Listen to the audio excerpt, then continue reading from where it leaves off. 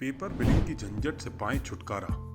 My bill book app से GST bill बनाएं और शेयर करें, स्टॉक मैनेज करें और पार्टी से लेन देन का पूरा हिसाब भी रखें। आज ही डाउनलोड करें my bill book app play store से बिल्कुल फ्री में।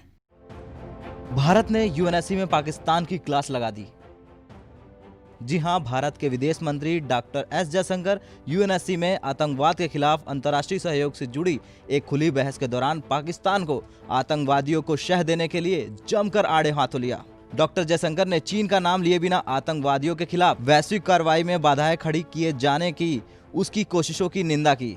इसके साथ ही उन्होंने कहा कि इस तरह से यूएनएससी की ओर से दी गई शक्तियों का दुरुपयोग किया जा रहा है। बता दें, 1 जनवरी 2021 को भारत की ओर से यूएनएससी की सदस्यता दोबारा संभालने के बाद ये पहला मौका था कि विदेश मंत्री ने हस्तक्षेप किया।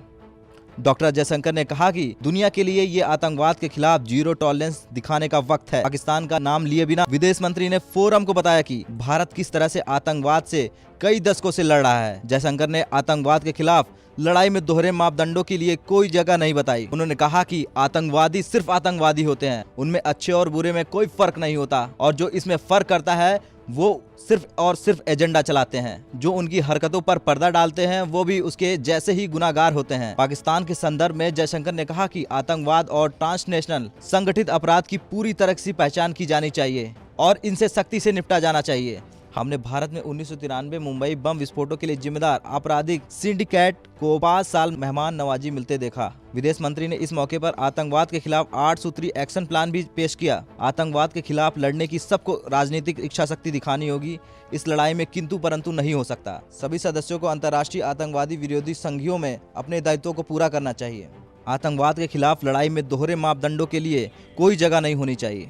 आतंकवाद से लड़ने के उपायों और पाबंदियों लगाने वाली कमेटियों के काम करने के तरीके में सुधार होना चाहिए। पारदर्शिता, जवाबदेही और कारगर कार्रवाई आज की जरूरत है। जो इस काम में बाधा खड़ी करते हैं और कि बिना किसी कारण आतंकवादियों के खिलाफ कार्रवाई को रोकते हैं, ऐसी कोशिशों पर विराम लगाना चाहिए।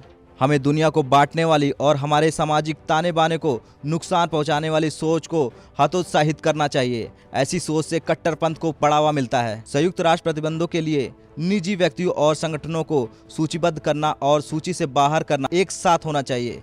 इसमें राजनीतिक और धार्मिक कारणों को नहीं देखा जाना चाहिए। आतंकवाद और ट्रांसनेशनल संगठित अपराध के बीच जुड़ाव की पहचान की जानी चाहिए और इन कड़ियों के साथ सख्ती से पेश आना चाहिए। टेरर फाइनेंसिंग के खिलाफ सख्त कार्रवाई जरूरी है। एफएटीएफ को एंटी मनी लॉन्ड्रिंग और काउंटर टेरर फाइनेंसिंग फ्रेमवर्क की कमजोरियों की पहचान कर उन्हें दूर करने के लिए कदम उठाते रहना चाहिए। संयुक्त राष्ट्र आतंकवाद विरोधी संस्थाओं को संयुक्त राष्ट्र नियमित बजट से पर्याप्त फंडिंग सुनिश्चित करने पर तत्काल ध्यान देने की जरूरत है। ब्यूरो रिपोर्ट, भारत तक।